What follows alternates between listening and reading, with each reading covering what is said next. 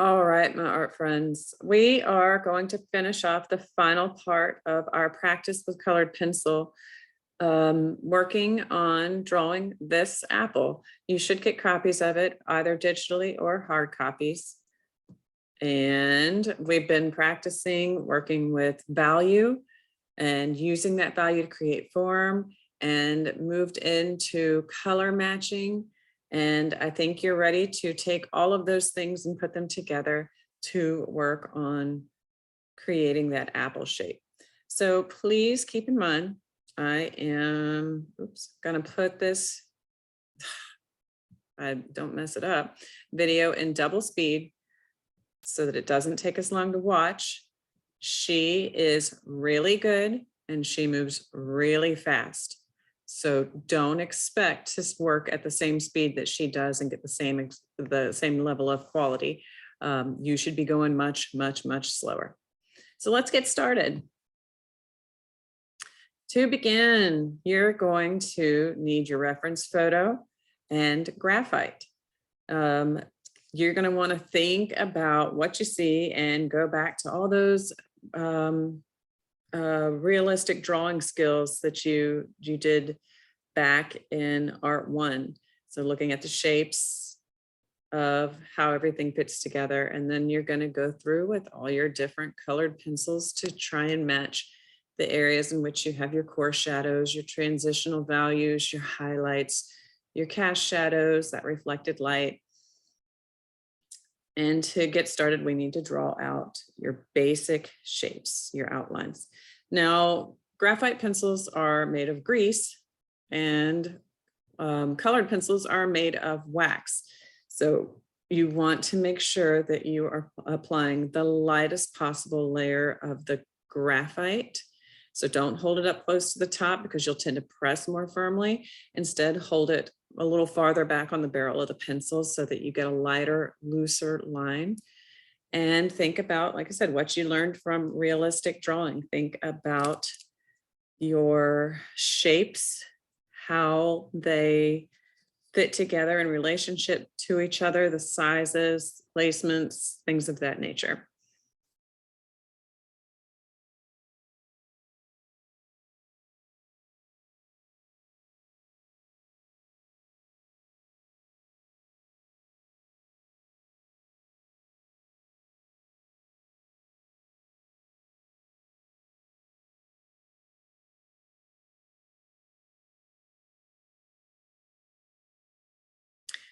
Keep your marks light and then go back and lighten them even more. Don't press too hard with the eraser though, because it will lift off the tooth of your paper and prevent it from absorbing or holding any of the colored pencil that you put on.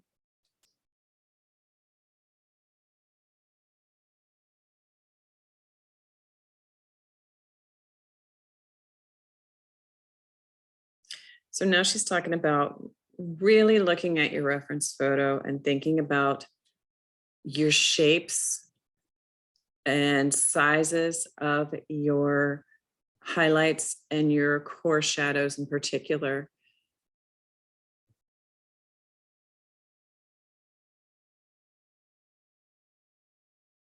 Again, get those marks really light. You don't want to see a dark outline when it's totally done.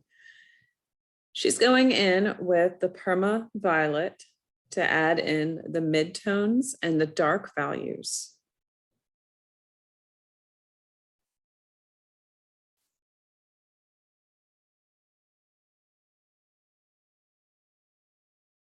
There will be a lot of places in this video where I'm not doing any talking unless there's something to talk about. So again, watch the video, and my suggestion is to watch it while you work. This is something that the teacher who I took this course with, Miss Tiffany Fox, and I disagree with. She has her students watch videos, however long they are, and then work after they've watched the video. But I feel like we don't have enough time to do that. And so personally, I feel like pause can be your very best friend. Watch a little bit of the video, pause it, do what you saw in the video, turn it back on, play, watch a little, pause, just don't get zoned out in what you're doing with your colored pencil so that you're not watching the video also. Otherwise, you're going to miss stuff. But the glory of videos is that you can go back, but you don't want to get too far into your work and then find out that you've missed something important. So again, she's working with both the apple and the cast shadow from the apple at the same time, putting that perma violet down as a base layer over everything that's going to have those darker shades to it.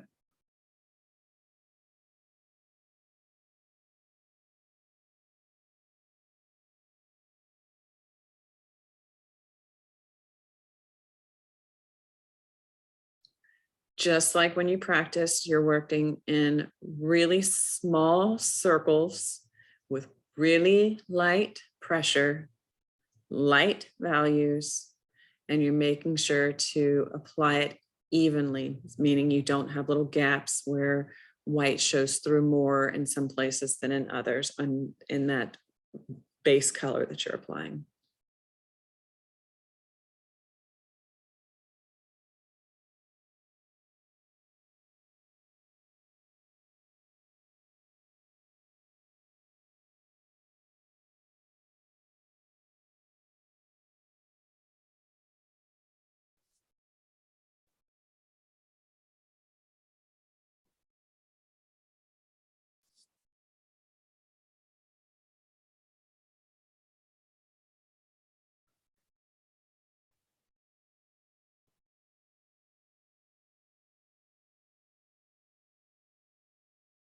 Really pay attention to your reference photo and keep looking back at it as you work. At this point, you can either move into your local colors, meaning your more yellows and greens, or you can keep working on your depth and adding more base before you start adding those local colors in. It's totally up to you. There's no right or wrong in regards to the layering process. She has decided to work on adding in more depth and is working in with a blue violet.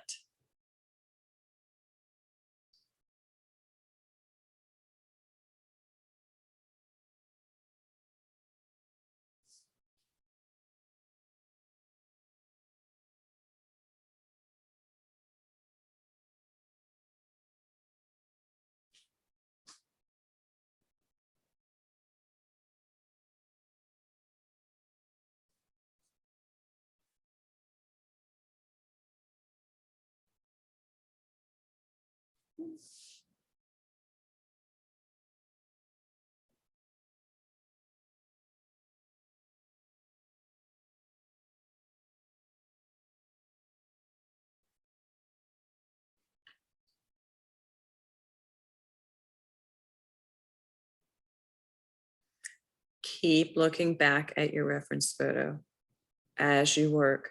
Don't get lost into just putting in the value or the color where you want it to go and losing sight of where it should be to be realistic based on the photo.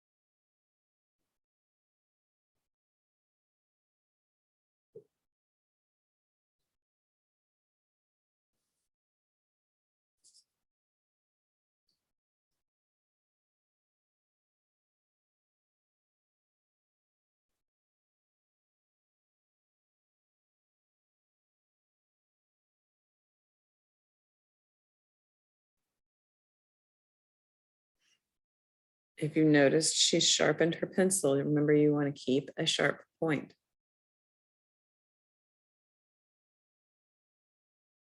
Now working in some true blues, especially going around the edges to kind of soften and feather that transition from the core shadow into what will become the transitional light. Remember from when you did your sphere, not having your different colors end at the same place, having them overlap and extend one past the other helps to soften that transition.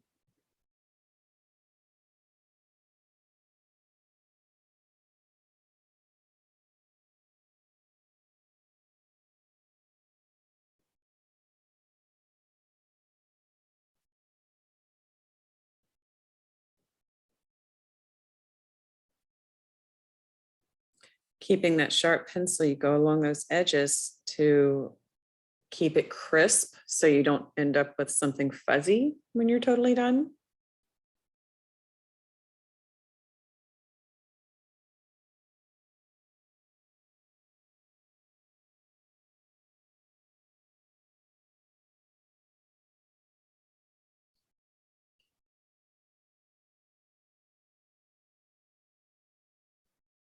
Keep going back to your reference image and thinking about where that specific color can be laid down to help increase the contrast in the shade and add richness to the finished color. This is apple green.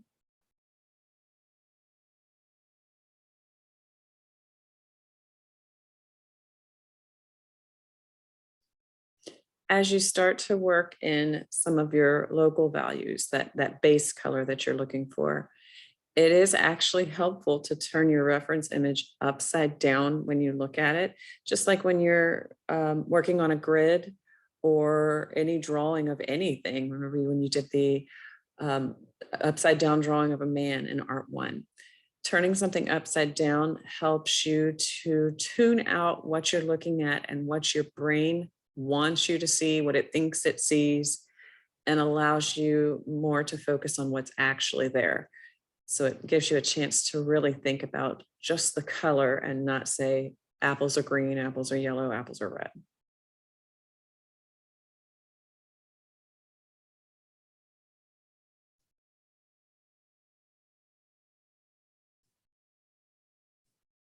Now feather out that transition from one value to the next, one color to the next.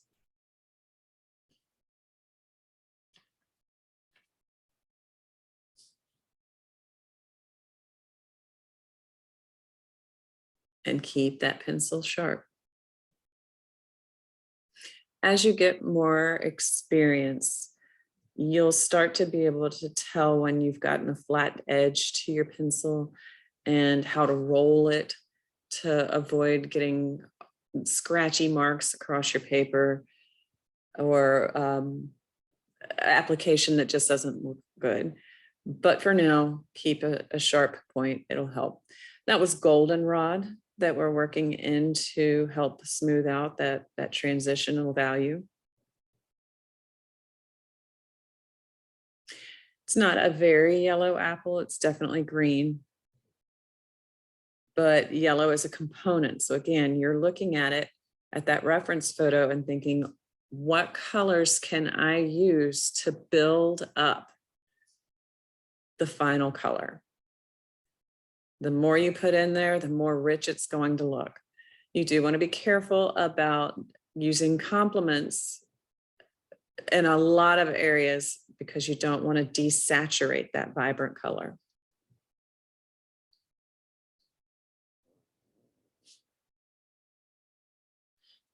Something else that makes this process go faster is knowing your colors, and that just comes from experience. So you're more able to look at a picture and spot what colors are in it right off without thinking about it once you've gotten to figure out which colors do what. So now we are working in, what is that, a true blue, I believe.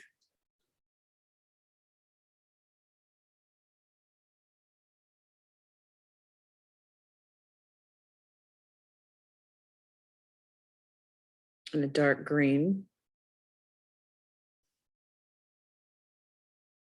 Or is that a blue violet? The more color you use, the richer the effect. So keep rolling with it.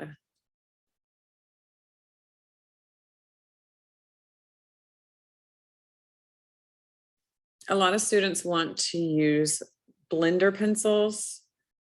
And honestly, that one is orange, by the way, just straight orange.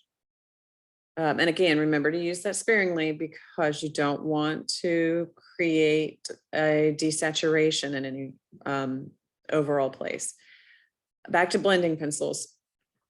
If you learn to control your application, you won't need a blending pencil. Blending pencils often make things look smudgy. It's kind of like using tortillas or blending stumps when you're using graphite or charcoal, but graphite in particular. Learn to control your pencil application and you won't need those fake it till you make it tools.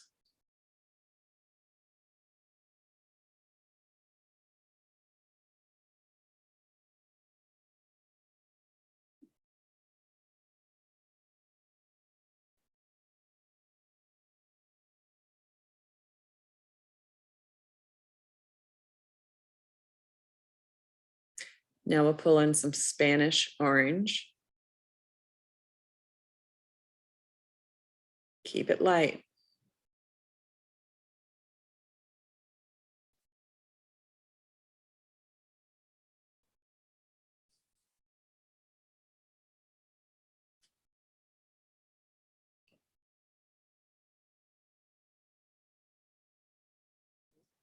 True blue.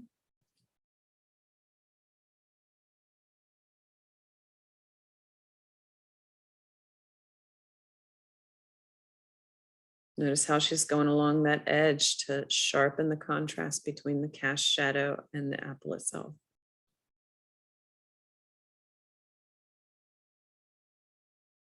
To crispen it up, I guess.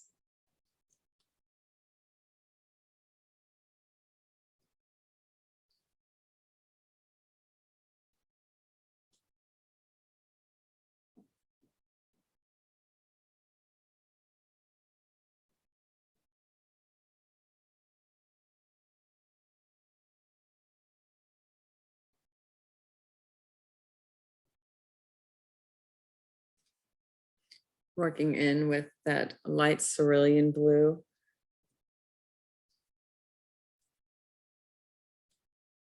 To kind of blend in those midtones.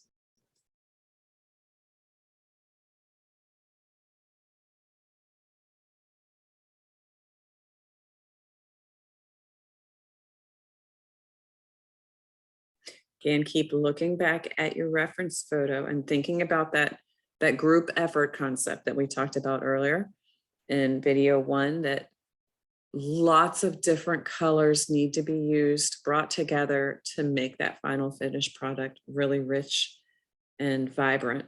So think about all the variety of colors that you see mixed in there that aren't quite as obvious at first glance.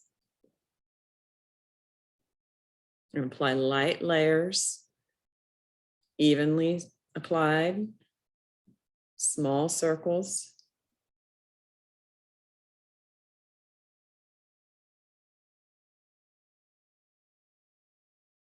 This is the violet blue.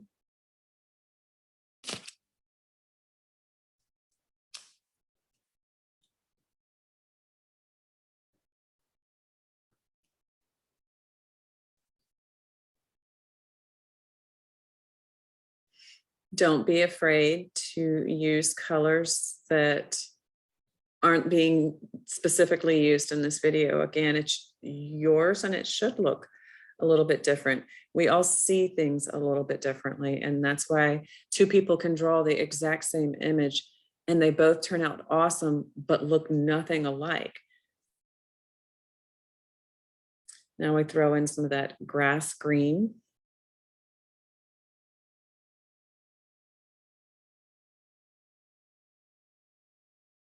Just remember to stay true to your highlights, your shadows, both core and cast, the small details, the shapes that they take on, the sizes, all of those really small details are what is really going to make this pop.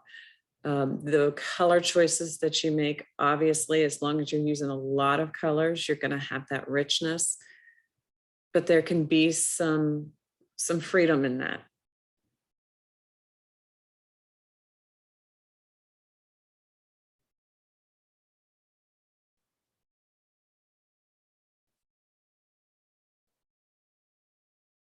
And while you're working, you want to keep in mind that you're going to keep that highlighted area white, because once that's colored in, there's no way to really get that back.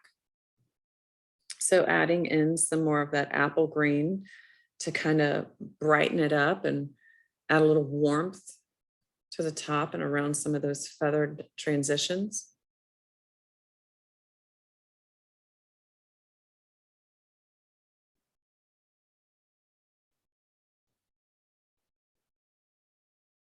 Remember that this is a layering process.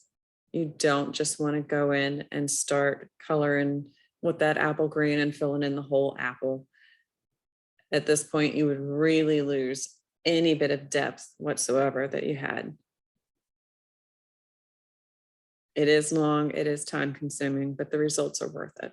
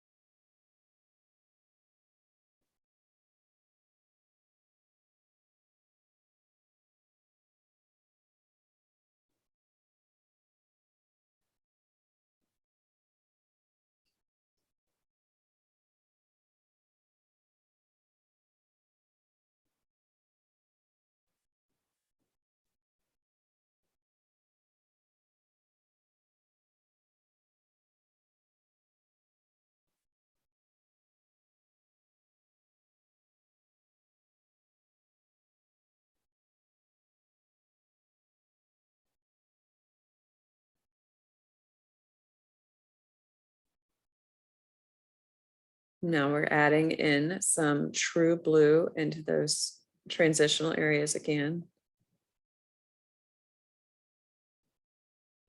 Don't forget your principles of shading. You've got your highlights, transitional values or shade, your core shadows. Notice this apple has a really strong reflected light near the base of it. I don't know if my mouse will show up, but down along here on the bottom right edge, and your cast shadow.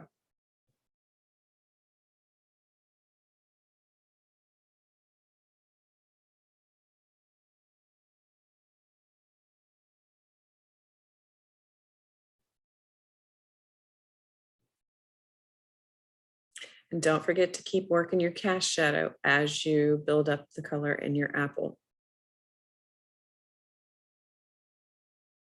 Even the cast shadow should have a large variety of colors in it, just like real shadows in real life do.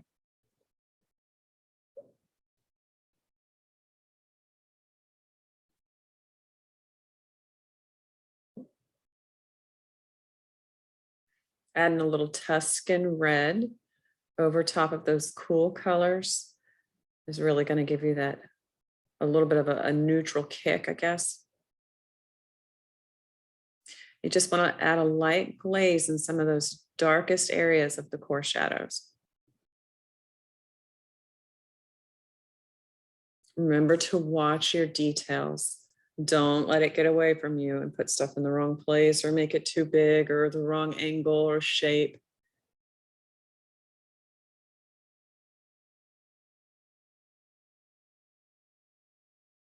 This is goldenrod. We're kind of overlapping and blending into that core shadow. Again, watch out for your highlights. Keep them white.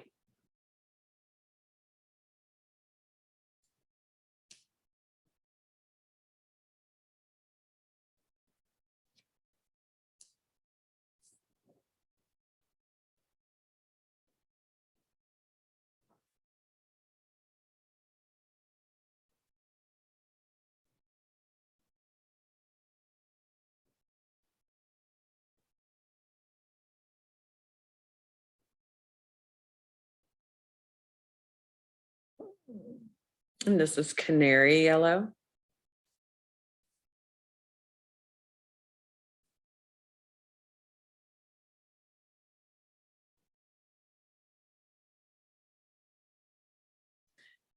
Sometimes when you're working with colored pencil, you get what's called wax bloom, which is when the wax raises to the surface and separates from the pigment and leaves kind of a cloudy finish over top of your colored pencil work. The way to get rid of that is to wipe it down with a tissue, and it just kind of smooths away some of the wax, smooths it out, and refreshes and brightens the color. You can also use a workable fixative, just spray a layer on over top of your work to help prevent that wax bloom. But it is also easy to just wipe away. All right, so she has changed video screens because this takes a really long time. And in the workshop that we were working with, we ran out of time. We worked on that for about an hour together. And then I know independently, I worked on it for another hour on my own. I did this as well. She's adding in that goldenrod.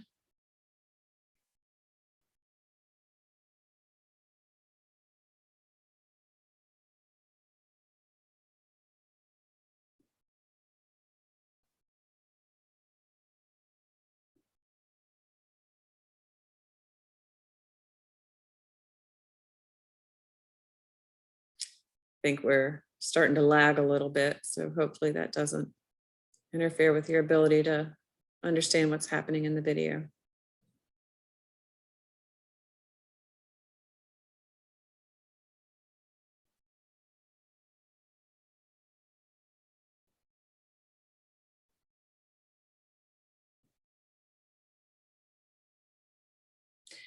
Look where she's adding the majority of her color application. It's almost like she tends to start with her darkest areas and then build out from there gradually, but occasionally adding in light layers to the full surface as she works as well.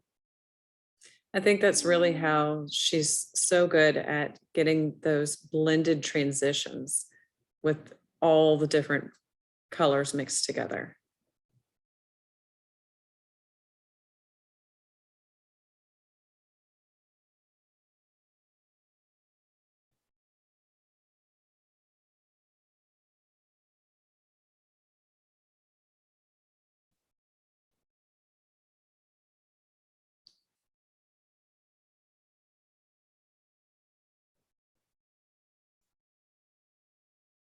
This is light cerulean blue.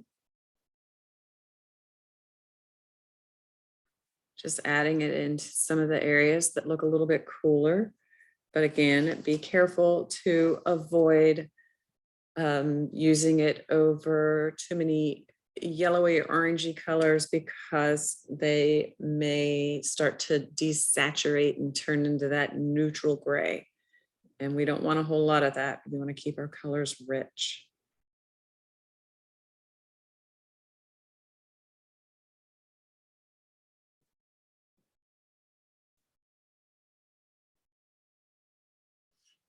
Here we have true blue, same thing, keeping that color rich and saturated.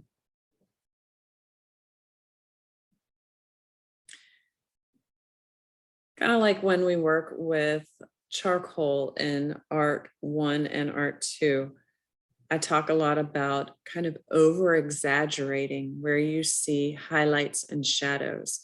That contrast just really brings it to life. It really adds such a great depth and dimension. And the same concept is pretty true for colored pencils.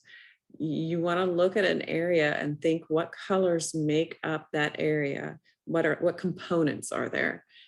And then kind of over exaggerate what you see to build it into something more, to make it more vibrant, more colorful, less flat, and more dimensional.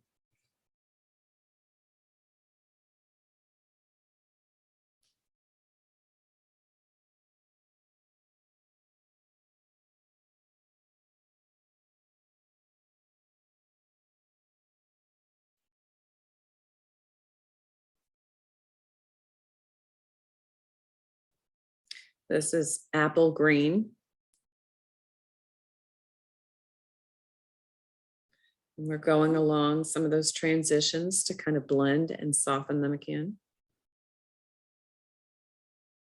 Smooth out any hard edges that make it look like it transitions from one value to the next harshly. Remember, small circles and light pressure.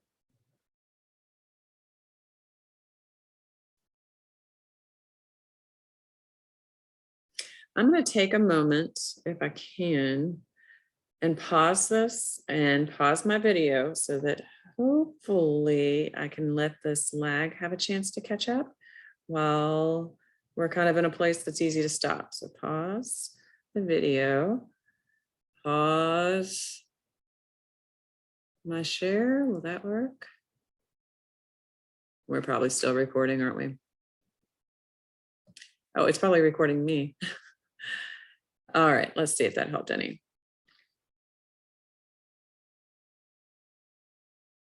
Better already.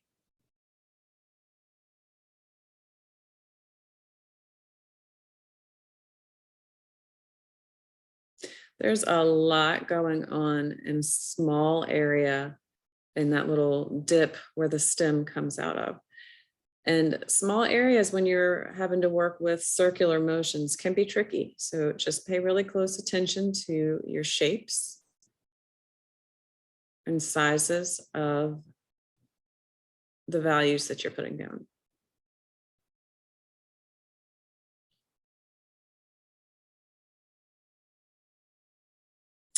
So much for the lag catching up.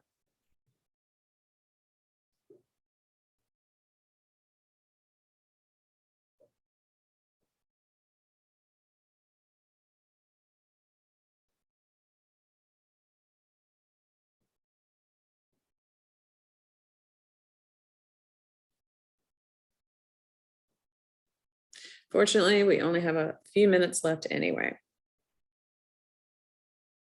So she's starting to finish off some of the areas and applying a little bit more pressure with this apple green.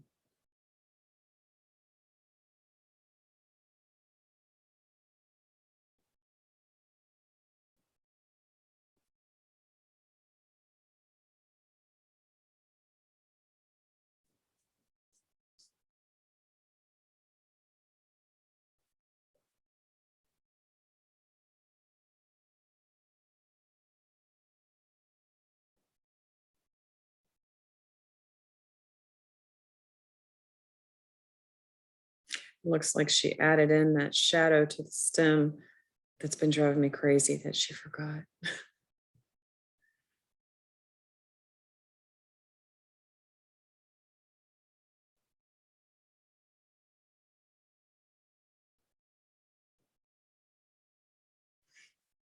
Here we have light cerulean blue, and that's kind of toning down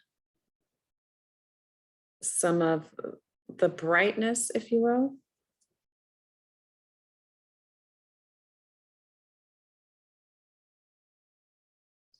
Some goldenrod.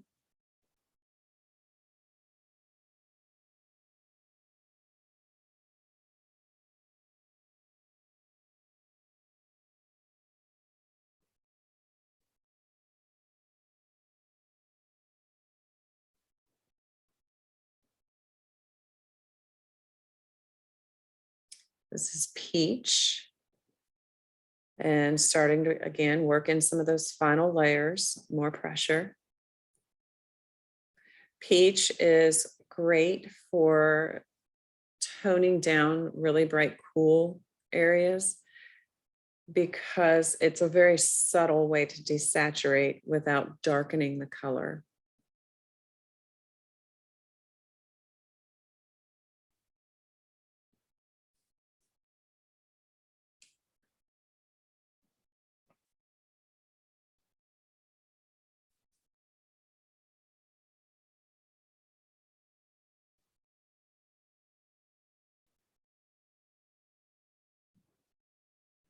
This is light cerulean blue.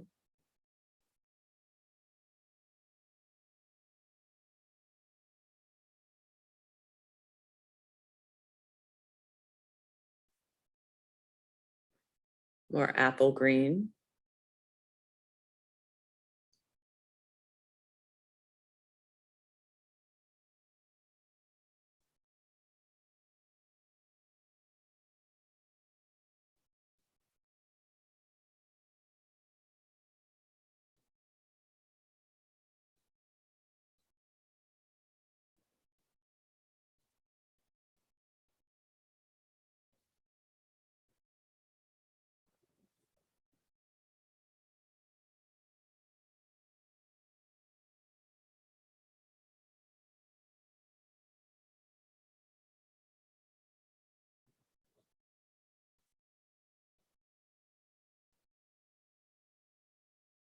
There are times where it looks as though she's not using that circular motion that we really kind of pound into practicing.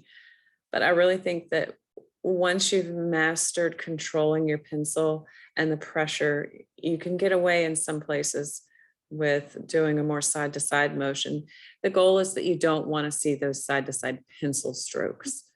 And so maybe that means going back over them a little bit with some of the softer circular motions that will smooth them out. This is the Perma Violet again, and that's another great color for kind of toning down. We've got Canary Yellow to light up a few areas.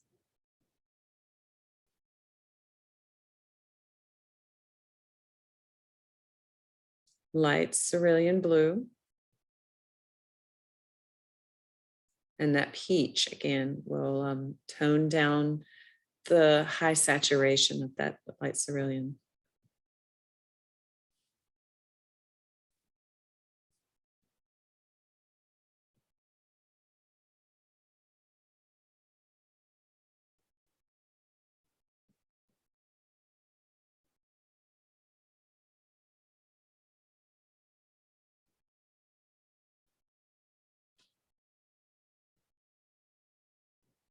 All right, guys, that about does it.